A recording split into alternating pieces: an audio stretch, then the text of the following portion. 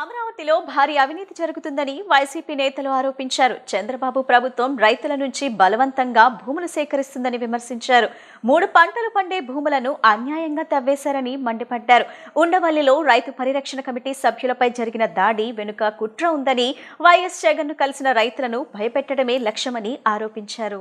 ఉండవల్లిలో రైతు పరిరక్షణ కమిటీ సభ్యులపై జరిగిన దాడిని వైసీపీ నేతలు తీవ్రంగా ఖండించారు. ఈ సందర్భంగా తాడేపల్లిలో పార్టీ కేంద్ర కార్యాలయంలో వారు మాట్లాడుతూ, వైఎస్ జగన్ను కలిసి అమరావతి రైతులు తమ సమస్యలను వివరించారని తెలిపారు. అవసరం లేకపోయినా ప్రభుత్వం భూములు సేకరిస్తుందని, రైతుల భూముల్లో మట్టి తవ్వకాలు నిర్వహించి అక్రమాలకు పాల్పడుతుందని ఆరోపించారు. రైతుల ఆహ్వానం మేరకే రైతు పరిరక్షణ కమిటీ జరుగుతున్న అవినీతి, అప్పులు, దోపిడీ బయటపడకూడదనే ఉద్దేశంతో చంద్రబాబు, లోకేష్ కుట్రలు చేశారని ఆయన విమర్శించారు. 3 పంటలు పండే భూములను అన్యాయంగా తవ్వేశారని, అమరావతి పేరుతో భారీగా అప్పులు చేస్తున్నారని ఆరోపించారు. ఉండవల్లి వద్ద తమను అడ్డుకొని ముందస్తు ప్రణాళిక ప్రకారమే దాడి చేశారన్నారు. దాడులకు పాల్పడిన వ్యక్తులు ఎవరో అందరికీ తెలుసునని, గూండాలు, రౌడీ మూకలను ఉద్దేశపూర్వకంగా తీసుకొచ్చి దాడులు చేయించారని ఆరోపించారు. వైఎస్ జగన్ను కలిసిన రైతుల ధైర్యాన్ని దెబ్బతీయడమే ఈ దాడుల ప్రధాన ఉద్దేశమని పేర్కొన్నారు. అమరావతిలో జరుగుతున్న అవినీతిని ప్రపంచానికి తెలియకుండా చేయాలనే కుట్రలో భాగంగానే ఈ ఘటన జరిగిందని విమర్శించారు. తమపై దాడి చేసిన వారిపై హత్యాయత్నం కేసు నమోదు చేయాలని ఆయన డిమాండ్ చేశారు. జగన్మోహన్ రెడ్డి గారు ఆ రైతుల యొక్క ఇబ్బందులు, వారి కష్టాలు, లేదా మేము ప్రభుత్వానికి అవసరం లేకపోయినా ఉండవల్లి, పెనుమాక చుట్టుపక్కల ఆ ప్రాంతాల్లో ఒక 4-5 గ్రామాల్లో ప్రభుత్వానికి అవసరం లేకపోయినా జగన్ గారు రాగానే చెప్పారు, రోడ్డు వరకు మీరు ఇచ్చేసేయండి, రోడ్డు కాకుండా ఉంటే మనం న్యాయ పోరాటం చేద్దామని చెప్పారు. ప్రభుత్వానికి అవసరం లేకుండా భూమి తీసుకోవడం అన్యాయం చెప్పడం జరిగింది. పార్టీ కూడా మేము అదే గొంతు మాట్లాడుతున్నాం. కానీ దుర్మార్గంగా కక్ష సాధింపుతో రైతుల యొక్క 3 పంటలు 4 పంటలు పండేటువంటి పొలాలన్నింటినీ కూడా చెరువుల పేరుతో దుర్మార్గంగా తవ్వేయటం, రైతు ఇవ్వకుండా ఉన్నటువంటి పొలం మధ్యలో ఉంచి కేకులాగా చుట్టూ ఉన్నటువంటి ప్రాంతాన్ని మొత్తం మిగతా పొలాల్ని 20 అడుగులు 30 అడుగుల లోతు తవ్వేయటం, ఆ మట్టి అమ్మేసుకోవటం, ఇటువంటి దురాఘాతాలన్నీ జరుగుతున్నాయని చెప్తే ఈ రోజున దానికి లీగల్ కమిటీని అలాగే పొలిటికల్ కమిటీని ఏర్పాటు చేయడం జరిగింది జగన్మోహన్ రెడ్డి గారు. వైఎస్ఆర్ కాంగ్రెస్ పార్టీ తరఫున మీరు వినండి, ఎవరెవరికి ఎవరన్నా ధైర్యం చెప్పాలంటే ధైర్యం చెప్పండి, వారి సమస్యకి పరిష్కారం ఎట్లాగా అధికారులతో మాట్లాడితే వారి సమస్య పరిష్కారం వస్తుందా, లేదా న్యాయ పోరాటం చేస్తే వస్తుందా, వారికి ఏం కావాలని కూడా విని చూడమని చెప్పారు. సరిగ్గా అమలు చేయకోకుండా మా మీద ఒత్తిడి చేస్తున్నారు, బెదిరిస్తున్నారు, మీ సహాయం కావాలి అని అడిగారు. జగన్మోహన్ రెడ్డి గారు అంతా విని, నేను కమిటీని వేస్తున్నాను, లీగల్గా అదేవిధంగా పొలిటికల్గా అని చెప్పడం, మమ్మల్ని అందరినీ కమిటీగా వేయటం, లీగల్గా కూడా ఒక కమిటీని వేయటం జరిగింది. మేము ఇప్పటికీ రైతులతో 2 సార్లు కూర్చున్నాం. ముందు వాళ్ళు ఏమడిగారంటే, లీగల్గా మీరు ఏమి సహాయం చేయగలుగుతారో వచ్చి మా గ్రామాల్లో చెప్పండి అంటే లీగల్ టీమును పంపించాం. వాళ్ళు కొంత ఎక్స్ప్లెయిన్ చేశారు.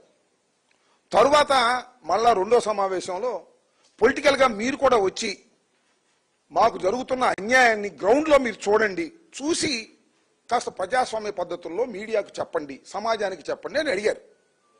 ఈరోజు మేము అందరం వెళ్ళి ఆ రైతుల యొక్క స్థితిగతులు తెలుసుకొని ప్రాక్టికల్గా గ్రౌండ్లో చూడాలనే ఉద్దేశంతో మేము వాళ్ళ బయలుదేరి వెళ్ళాం. ఇది మేము చేసింది.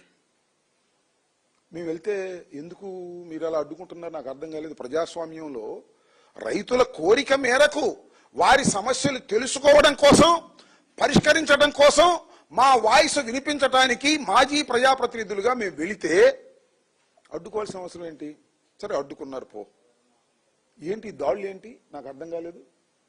కార్లు పగలగొట్టారు, రాళ్లు వేశారు, కొట్టడానికి ప్రయత్నం చేశారు. ఈ క్రమంలో ఒక పెద్ద రాయి, ఇంత రాయి విసిరారు మా మీదకి. ఒక కానిస్టేబుల్ అడ్డం వచ్చాడు, వాడికి తెలియదు పాపం. రాష్ట్రంలో జరిగినట్లు ఆరోపణలు ఎదుర్కొంటున్న మద్యం కుంభకోణంపై టీడీపీ నేతలు మరోసారి తీవ్ర విమర్శలు గుప్పించారు. మద్యం కుంభకోణానికి మాజీ ముఖ్యమంత్రి వైఎస్ జగన్మోహన్ రెడ్డి ప్రధాన బాధ్యుడని ఎల్ఐడి క్యాప్ చైర్మన్ పిల్లి మాణిక్యారావు ఆరోపించారు. జగన్ ఆదేశాలు లేకుండా ఇంత భారీ స్థాయిలో అక్రమాలు జరగవని, ఈ వ్యవహారంలో పలువురు వైసీపీ నేతల పాత్ర ఉందని ఆయన పేర్కొన్నారు. పలువురు ప్రభుత్వ వ్యవస్థను అడ్డం పెట్టుకుని మద్యం మాఫియాను నడిపారని, అక్రమంగా సంపాదించిన నిధులను విదేశాలకు మళ్లించారని ఆరోపించారు. కల్తీ మద్యం కారణంగా వేలాది కుటుంబాలు నష్టపోయాయని విమర్శించారు. కూటమి ప్రభుత్వం అధికారంలోకి వచ్చిన తర్వాత మద్యం విక్రయ వ్యవస్థలో పారదర్శకత తీసుకొచ్చామని, ఈ కుంభకోణంలో బాధ్యులైన వారిపై చట్టపరమైన చర్యలు కొనసాగుతాయని పిల్లి మాణిక్యారావు స్పష్టం చేశారు.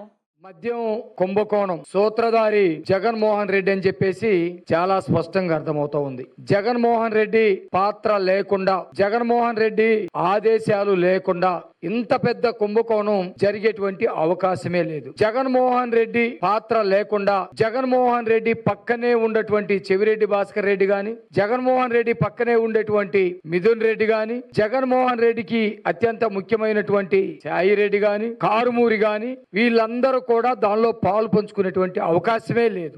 జగన్మోహన్ రెడ్డి ఇంత నీచమైనటువంటి వ్యాపారం చేస్తాడని చెప్పేసి ప్రజలు ఆ రోజు భావించి ఉండరేమో. జగన్మోహన్ రెడ్డి జనరల్ గా ఎవరైనా సరే వ్యాపారాలు చేసుకుంటారు. వ్యాపారాలు ప్రైవేట్ వ్యక్తులు చేసుకుంటారు. అది నిష్పక్షపాతంగా చేస్తారు. ప్రజల యొక్క ఆరోగ్యానికి హాని లేని పద్ధతిలో, నష్టం జరగనటువంటి పద్ధతిలో వ్యాపారాలు చేసుకునేటట్టుగా చట్టాలు ఉన్నాయి. ఆ చట్టాలని గౌరవించి ఎవరైనా వ్యాపారాలు చేసుకొని 10 రూపాయలు సంపాదించుకుంటారు. కానీ జగన్మోహన్ రెడ్డి ఎంత దారుణానికి ఒడిగట్టాడంటే, ముఖ్యమంత్రి అయిన తర్వాత ముఖ్యమంత్రి పదవిని అడ్డం పెట్టుకొని వ్యాపారం చేయటం, ప్రభుత్వమే వ్యాపారం చేస్తున్నట్టుగా ప్రజలు నమ్మించి, ప్రభుత్వం వ్యాపారం చేస్తే పారదర్శకంగా ఉంటదని ప్రజలకి నమ్మబలికి మద్యం వ్యాపారాన్ని ప్రభుత్వం పేరు మీద జగన్మోహన్ రెడ్డి చేసినట్టుగా చాలా స్పష్టంగా అర్థమవుతా ఉంది. ఈ రోజు జగన్మోహన్ రెడ్డి దయ వల్ల దాదాపుగా 52 మంది దాకా అరెస్ట్ అయినట్టుగా మనకు చాలా స్పష్టంగా అర్థమవుతా ఉంది. చివరికి అరెస్ట్ అయ్యేది మద్యం కుంభకోణంలో జగన్మోహన్ రెడ్డి అనటానికి ఎటువంటి అతిశయోక్తి లేదని చెప్పేసి మేము క్లియర్ గా చెప్పదలుచుకున్నాం. జగన్మోహన్ రెడ్డి కేవలం డబ్బులు సంపాదనే ధ్యేయంగా ఏ రాష్ట్ర ప్రజలైతే ఓట్లేసి గెలిపించారో, ఏ రాష్ట్ర ప్రజలనైతే దేవుళ్లాగా కొలవాలో, ఏ రాష్ట్ర ప్రజల ఆరోగ్యాన్ని ఏ నాయకుడైతే కాపాడాలో ఆ నాయకుడే ఆ రాష్ట్ర ప్రజల యొక్క ఆరోగ్యాన్ని దెబ్బతీస్తూ, ఆ రాష్ట్ర ప్రజల యొక్క చావుని కోరుకుంటూ, ఆ రాష్ట్ర ప్రజల యొక్క రక్త మాంసాలతోటి వ్యాపారం చేసి వేల కోట్లు సంపాదించినటువంటి పరిస్థితి ఈరోజు స్పష్టంగా అర్థమవుతా ఉంది.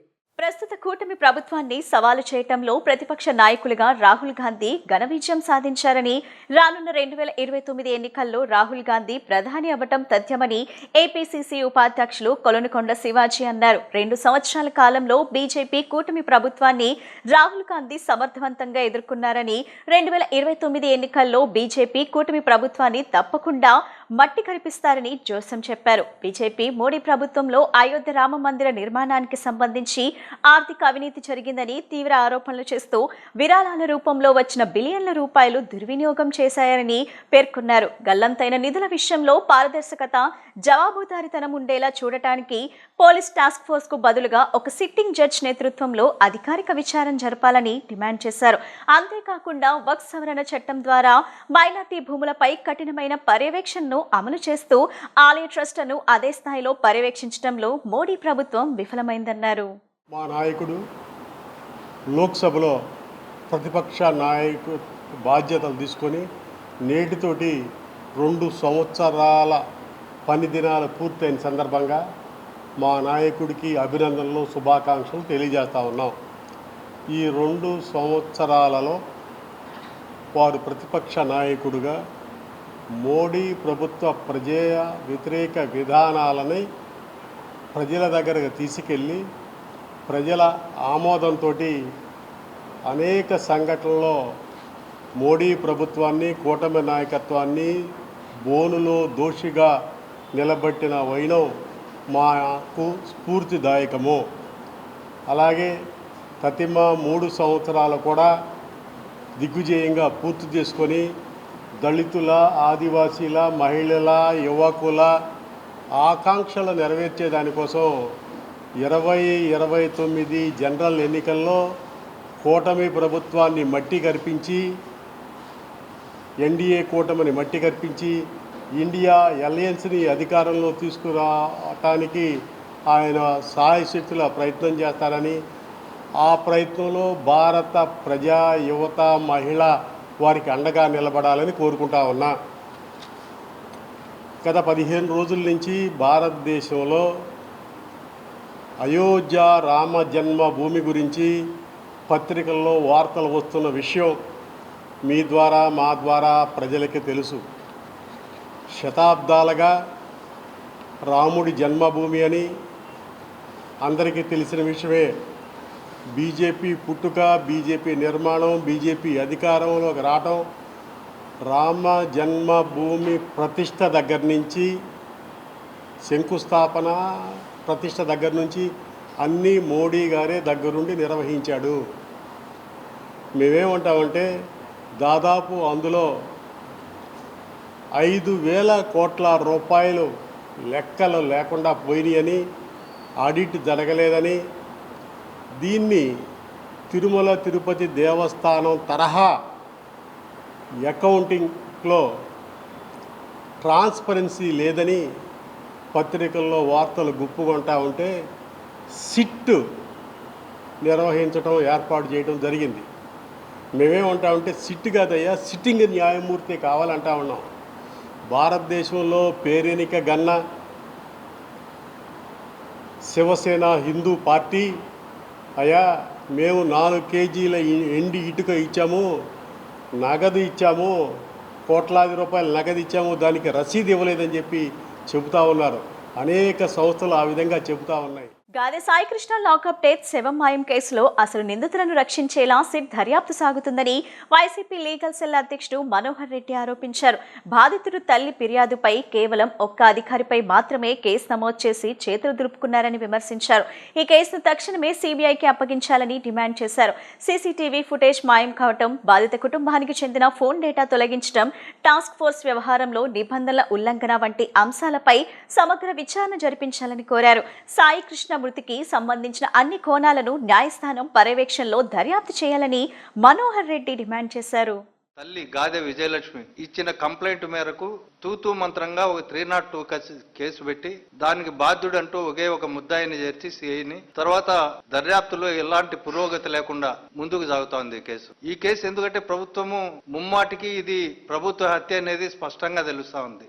గాదె సాయికృష్ణ తల్లి అనేక సార్లు పోలీస్ స్టేషన్లకు పోయి వినతి పత్రాలు ఇచ్చి నా కొడుకును చూపించమని అడిగితే ఆమె సెల్ ఫోన్ లాక్కొని ఆ సెల్ ఫోన్ తిరిగి 15 రోజుల తర్వాత దాంట్లో ఉండే డేటా అంతా డిలీట్ చేసి మే 5వ తేదీ తెల్లవారుజామున 3 గంటలకు మార్కాపురం వెళ్లి అక్కడి నుంచి టాస్క్ ఫోర్స్ వాళ్ళు తీసుకొచ్చి సిఐ నాగరాజుకి అతన్ని అప్పచెప్పాడని చెప్పి కృష్ణలంక పోలీస్ స్టేషన్ లో రిమాండ్ రిపోర్ట్ లో రాశారు. అసలు టాస్క్ ఫోర్స్ కు ఈ కేసుకు సంబంధం ఏంటి? అతని పైన 2 కేసులు ఉన్నాయంటున్నారు. ఆ 2 కేసుల్లో NBWs పెండింగ్ ఉన్నాయి. పోలీసుల చిత్రహింసలకు తాళలేక అతను మార్కాపురం వెళ్లి అక్కడ ఏదో స్విగ్గీలోనో దేంట్లోనో పనిచేస్తున్నాడని చెప్పి వాళ్ళ తల్లి చెప్తా ఉంది. ఆ సందర్భంలో NBWs అతను కోర్టుకు అటెండ్ కాకపోతే NBWs జారీ చేస్తే కోర్టు జనరల్ గానే NBWs పైన స్టేషన్ హౌస్ ఆఫీసర్ కి రాస్తుంది, నిందితుడిని తెచ్చి ప్రొడ్యూస్ చేయండి, NBWs ని ఎగ్జిక్యూట్ చేయండి, నాన్ బెయిలబుల్ వారెంట్స్ ని. అది సాధారణ పోలీసులు ఏ పోలీస్ స్టేషన్ లో కేసులు నమోదై ఉన్నాయో ఆ పోలీసులు పోయి ఆ నిందితుడిని కోర్టు ముందు ప్రవేశపెడతారు. అయితే ఇక్కడ దానికి భిన్నంగా టాస్క్ ఫోర్స్ వాళ్ళు వెళ్లారు. టాస్క్ ఫోర్స్ ఎవరి కింద పనిచేస్తుందంటే సిటీలో అయితే కమిషనర్ కింద, జిల్లాల్లో అయితే ఎస్పీలు వీళ్ళ కింద టాస్క్ ఫోర్స్ పనిచేస్తుంది. దానికి టాస్క్ ఫోర్స్ ప్రత్యేకమైన విధులంటూ ఏమి ఉండవు. అత్యంత ఇంపార్టెంట్ కేసుల్లో మాత్రమే వాళ్ళను ఉపయోగించుకుంటారు. ఇది ఎక్కడన్నా పోలీసు వాళ్ళే నిందితులతో కుమ్మక్కై ఎక్కడన్నా నేరాలకు పాల్పడుతున్నా, లేకపోతే అక్రమ గంజా రవాణా జరుగుతున్నా, ఇట్లాంటి చాలా ఇంపార్టెంట్ విషయాల్లో మాత్రమే టాస్క్ ఫోర్స్ ను ఉపయోగిస్తారు. అది కూడా సీసీ ఇక్కడ నగరంలో కాబట్టి పోలీస్ కమిషనర్ పర్యవేక్షణలో మాత్రమే టాస్క్ ఫోర్స్ పనిచేస్తుంది. అయితే ఇవాళ రిమాండ్ రిపోర్ట్ లో వాళ్ళు ఎక్కడ సిటీ కమిషనర్ పైన గాని, అసిస్టెంట్ కమిషనర్ ఆఫ్ పోలీస్ పైన గాని వాళ్ళు టాస్క్ ఫోర్స్ ను పంపించినట్టు ఎక్కడా పొందుపరచలే. కూటమి ప్రభుత్వంపై దుర్గగుడి చైర్మన్ బొర్రా గాంధీపై స్వచ్ఛత కార్పొరేషన్ చైర్మన్ పట్టాభిపై వైసీపీ ఎన్టీఆర్ జిల్లా అధికార ప్రతినిధి కామరాజ్ హరీష్ కుమార్ తీవ్ర విమర్శలు చేశారు. ఇంద్రకీలాద్రిపై ఉన్న శ్రీ కనకదుర్గమ్మ దేవస్థానాన్ని అవినీతి కేంద్రంగా మార్చారని ఆరోపించారు. దుర్గగుడిలో భద్రతా లోపాలు, కాంట్రాక్టర్ల వద్ద కమిషన్ల వసూళ్లు, దేవస్థాన వ్యవహారాల్లో అక్రమాలు జరుగుతున్నాయని విమర్శించారు. బొర్రా గాంధీ అవినీతి వ్యవహారాలపై సాక్ష్యాలతో బయటపెడతామని, అవసరమైతే అవినీతి నిరోధక శాఖకు ఫిర్యాదు చేస్తామని హెచ్చరించారు. అలాగే స్వచ్ఛత కార్పొరేషన్ చైర్మన్ పట్టాభి కాంట్రాక్టర్ల నుంచి కమిషన్లు డిమాండ్ చేస్తున్నారని ఆరోపిస్తూ ఆయన ముందుగా తనపై ఉన్న ఆరోపణలకు సమాధానం చెప్పాలని సవాల్ విసిరారు. దుర్గగుడిలో భద్రతా లోపాలు, కాంట్రాక్టర్ల వద్ద కమిషన్ల వసూళ్లు, దేవస్థాన వ్యవహారాల్లో అక్రమాలు జరుగుతున్నాయని విమర్శించారు. బొర్రా గాంధీ అవినీతి వ్యవహారాలపై సాక్ష్యాలతో బయటపెడతామని, అవసరమైతే అవినీతి నిరోధక శాఖకు ఫిర్యాదు చేస్తామని హెచ్చరించారు. అలాగే స్వచ్ఛత కార్పొరేషన్ చైర్మన్ పట్టాభి కాంట్రాక్టర్ల నుంచి కమిషన్లు డిమాండ్ చేస్తున్నారని ఆరోపిస్తూ ఆయన ముందుగా తనపై ఉన్న ఆరోపణలకు సమాధానం చెప్పాలని సవాల్ విసిరారు. ఓ అవినీతి అనకుండా రాజ్యం ఏలుతుంది. ఎందుకు ఈ మాట అంటున్నానంటే, ఆలయ చైర్మన్ గారు అయినటువంటి బొర్రా గాంధీ గారు, పేరుకు మాత్రమే ఆయన గాంధీ. ఆయన చేసేది ఏంట్రా అంటే దుర్గగుడిలో ప్రతిదీ అవినీతిమయం. ఆయన అధికార పదవి, ఆయన చైర్మన్ పదవి చేపట్టిన నాటి నుండి ప్రతిరోజు కూడా ఏదో ఒక కాంట్రవర్సీ నేపంలో పత్రికల్లో కానీ సోషల్ మీడియాలో కానీ ఆయన ఉండడం కనబడతా ఉంది. మరి ముఖ్యంగా ఇంద్రకీలాద్రి దేవస్థానంలో సెక్యూరిటీ ల్యాబ్స్ ఉన్నాయని చెప్పేసి మొదటి నుంచి వైఎస్ఆర్ కాంగ్రెస్ పార్టీ తరఫున చెప్తూనే ఉన్నాం. దాని మీద దృష్టి ఉండదు. అదేవిధంగా దుర్గగుడి అభివృద్ధి మీద ఈ చైర్మన్ గారికి దృష్టి ఉండదు. అయ్యా, ఈ బొర్రా గాంధీ గారికి దేని మీద దృష్టి ఉంటుందంటే దుర్గగుడిలో ఉన్నటువంటి కాంట్రాక్టర్ల వద్ద నుంచి కమిషన్ల మీద, అదేవిధంగా ఏ ఉద్యోగిని ఈరోజు కొట్టాలి, ఆయన చిన్న చిన్న ఉద్యోగుల్ని, ఆయన కానీ ఆయన తనయుడు కానీ దుర్గగుడిలో పనిచేస్తున్నటువంటి ఉద్యోగుల్ని కొట్టినటువంటి వైనాన్ని కూడా మనం చూసాం. మరి బొర్రా గాంధీ గారిని ఒకటే ప్రశ్నిస్తా ఉన్నాం, అయ్యా కాంట్రాక్టర్ల వద్ద నుండి మీరు ఎందుకని కమిషన్లు తీసుకుంటా ఉన్నారు? అది ధర్మకర్తల మండలికి మీరు చైర్మన్గా ఉన్నారు, చాలా ధర్మంగా, అది ఆధ్యాత్మిక ప్రదేశం, ఆధ్యాత్మికంగా వ్యవహరించాలి తప్పితే మీరు అవినీతిమయాన్ని పెంచి పోషిస్తూ ఉన్నారు. చిన్న ఉదాహరణ చెప్తా ఉన్నాం. చీరల కాంట్రాక్టర్ ఎవరైతే ఉన్నారో, అయ్యా మా చీర ఒకటి పోయింది అని దేవస్థానాన్ని కంప్లైంట్ పెడితే నేటి వరకు దాని మీద విచారణ చేపట్టలేదు దేవస్థానం పాలక మండలి కానీ దేవస్థానంలో ఉన్నటువంటి అధికారులు కానీ. ఎందుకని చేయలేదు? మరి ఇదే చీరల కాంట్రాక్టర్ ఎవరైతే ఉన్నారో ఆ చీరల కాంట్రాక్టర్ దగ్గర ధర్మకర్తల మండలి సభ్యులు కానీ, ధర్మకర్తల మండలి చైర్మన్ కానీ, ఇతర మరి కూటమి నాయకులు వాళ్ళ దగ్గర చీరలు తీసుకున్నటువంటి పరిస్థితిని చూస్తూ ఉన్నాం. ఏ ఒక్క రూపాయి కూడా ఆ చీరల కాంట్రాక్టర్కి ఇవ్వడం లేదు. ఆ చీరల కాంట్రాక్టర్ లబోదిబోమంటున్నాడు, కోట్ల రూపాయలు అమ్మవారికి ఆదాయంగా కడతా ఉన్నాడు. ఆ చీరల కాంట్రాక్టర్ని ఆ విధంగా ఇబ్బంది పడతా ఉన్నారు. అయ్యా బొర్రా గాంధీ గారు, అది ఒక ఆధ్యాత్మిక కేంద్రం. ఒక ఆధ్యాత్మిక కేంద్రంలో మీరు అవినీతి తిమింగలంలాగా ఉండి అవినీతిమయం చేయడం ఏమాత్రం సబబు కాదు. మీ అవినీతి చిట్టా పైన సాక్ష్యాధారాలతో మరొక మారు మరి పత్రికా ముఖంగా, మీడియా ముఖంగా మీ యొక్క అవినీతి చట్టాన్ని విడుదల చేస్తామని తెలియజేస్తా ఉన్నాం. నదుల అనుసంధానం ద్వారానే ఆంధ్రప్రదేశ్తో పాటు దేశ అభివృద్ధి సాధ్యమవుతుందని ముఖ్యమంత్రి చంద్రబాబు నాయుడు చేసిన ప్రకటనను సాగునీటి వినియోగదారుల సంఘాల సమైక్య రాష్ట్ర అధ్యక్షుడు ఆళ్ల వెంకట గోపాలకృష్ణారావు స్వాగతించారు.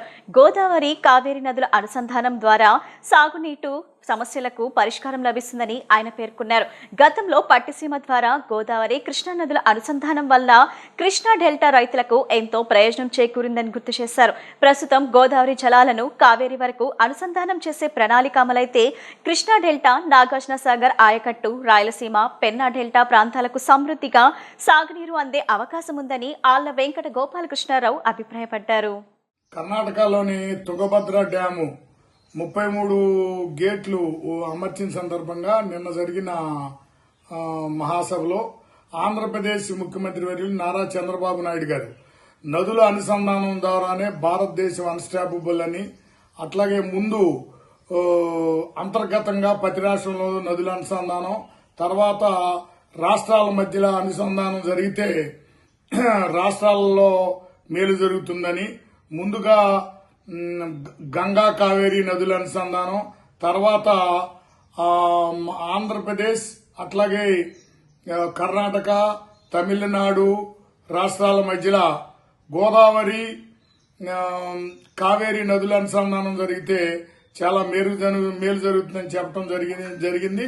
దీన్ని ఆంధ్రప్రదేశ్ రైతాంగం తరఫున స్వాగతిస్తా ఉన్నాం. ముఖ్యంగా జాతీయ స్థాయిలో మనం చూస్తే నరేంద్ర మోడీ గారు ప్రధానమంత్రి అయినాక ఈ మధ్యకాలంలో మధ్యప్రదేశ్, ఉత్తరప్రదేశ్ రాష్ట్రాలకు అనుసంధానం చేయడానికి కెన్ బెత్వా ప్రాజెక్టు శరవేగంగా జరుగుతుంది.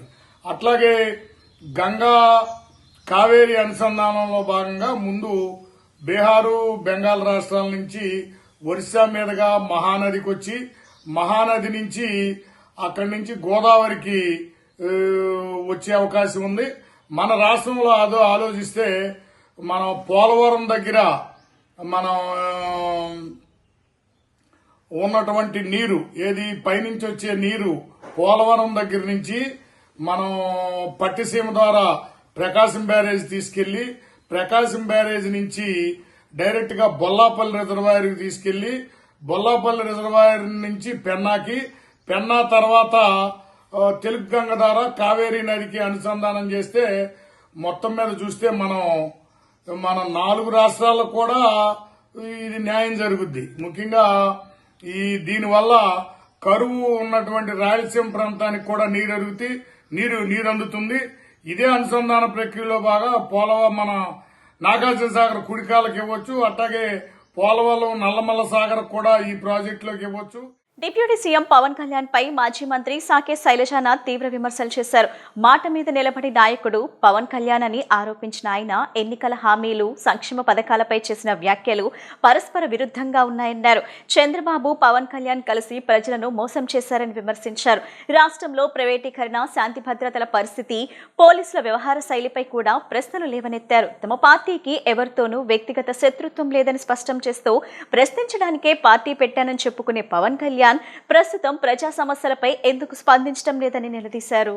నాకు వైఎస్ఆర్ కాంగ్రెస్ పార్టీతో వ్యక్తిగతమైన శత్రుత్వం లేదు. మేమేమైనా ఉందని చెప్పామా? వైఎస్ఆర్ కాంగ్రెస్ పార్టీకి వ్యక్తిగతంగా ఎవరితో శత్రుత్వం లేదు. ఎవరైనా మమ్మల్ని, మా పార్టీని శత్రువు అనుకుంటే మేం చేయగలిగింది ఏం లేదు. అది వాళ్ళ ఫేట్. అది అట్లాగే ఇంకేమన్నారు మీరు, నేను కులాల గురించి మాట్లాడతానా అని కూడా మాట్లాడారు. పవన్ కళ్యాణ్ గారు ఇంకా అనేక అంశాలు మాట్లాడారు. అసలు ఒక్కడో అర్థమే కాదు నాకు. బహుశా ఏం చెప్పాలనుకుంటున్నారు. ఎందుకంటే సమాచార సేకరణ కమిటీ కార్యాచరణకు మీరు దిశా నిర్దేశనం చేయాలి. ఇటువంటి విషపు మాటలు, విష సంస్కృతిని సమాజంలో పెంపొందించే మాటలతో మీరు వాళ్ళని కార్యాచరణకు పంపిస్తే ఆంధ్రప్రదేశ్ రాష్ట్ర రాజకీయ రంగం ప్రజలకు వ్యతిరేకమైన విషతుల్యమైన వాతావరణాన్ని తీసుకెళ్తుందని చెప్పడానికి ఏమాత్రం ఎవరు అనుమానం పడాల్సిన అవసరం లేదు. ఏ ఒక్క మాట మీద కూడా నిలబడని, ఇచ్చిన మాట కోసం నిలబడే పార్టీ నాయకుడు జగన్మోహన్ రెడ్డి గారు ఒకవైపు, మా నాయకుడు రాజశేఖర రెడ్డి గారిని గుర్తెచ్చుకుంటే మాట తప్పము మడమ తిప్పమని సగర్వంగా రొమ్మిర్చుకుని ప్రకటించిన వాళ్ళుగా ఈరోజు చెప్తా ఉన్నాం. మీరు ఏ మాట మీద నిలబడ్డారా? ఎంత ధైర్యం ఉంది మీకు? ఆఖరికి నాకు అర్థం కాదు. సంక్షేమ పథకాల గురించి కామెంట్ చేస్తారు.